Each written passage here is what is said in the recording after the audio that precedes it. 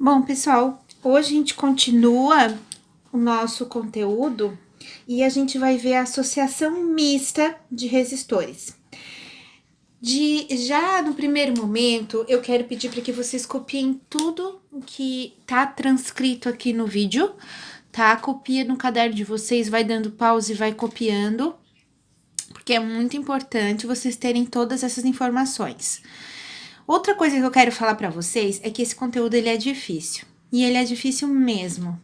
E vocês podem pensar assim, poxa, então por que ela não esperou o presencial? Ou por que ela não abortou e desistiu de dar esse conteúdo?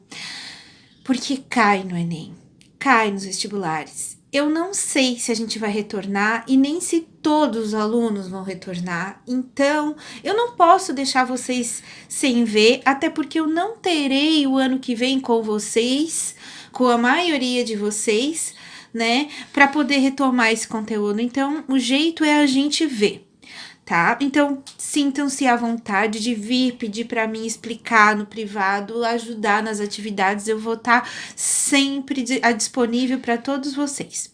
Bora lá começar então? A associação mista de resistores. Então, aqui nós temos uma combinação entre a associação de resistores em série e a associação de resistores em paralelo, né? Nós temos a mistura das duas. E aí a gente precisa lembrar algumas coisas que são muito importantes.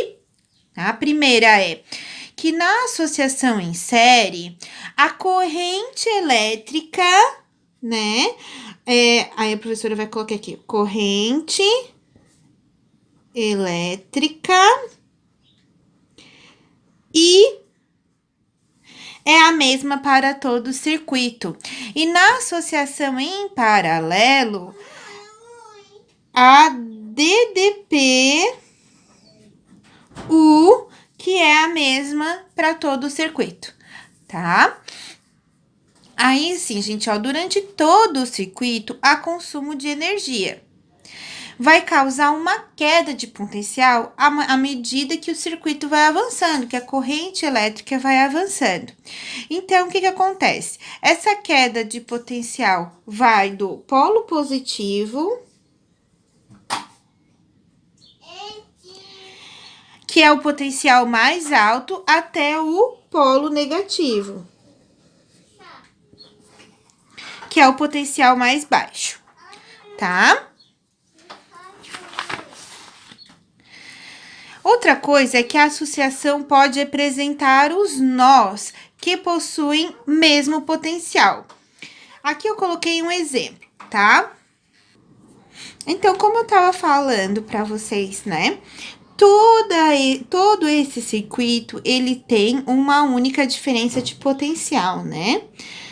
É uma única energia rodando aqui, tá? Só que o que acontece? À medida que o circuito vai avançando, esse potencial vai diminuindo, tá? Então, aqui é o polo que tem mais potencial, aqui é o polo que tem menos potencial, e todo esse potencial aqui que tem de sobra vai sendo consumido ao longo do circuito. E existe pontos em que apresentam o mesmo potencial, que são chamados os nós. Onde que eu encontro o nó nesse circuito aqui? Ó, aqui eu encontro dois nós, que é como se fosse o fio condutor que se divide. Então, aqui eu tenho nós. Entre esses dois nós, existe uma associação em paralelo, neste caso, tá? E essa associação compartilha um potencial único, tá? Então, aqui nós temos um potencial só para essa associação, que não é o mesmo de todo esse circuito. Mas, se eu somar todos os potenciais ao longo do circuito, vai dar a diferença de potencial total do circuito, tá?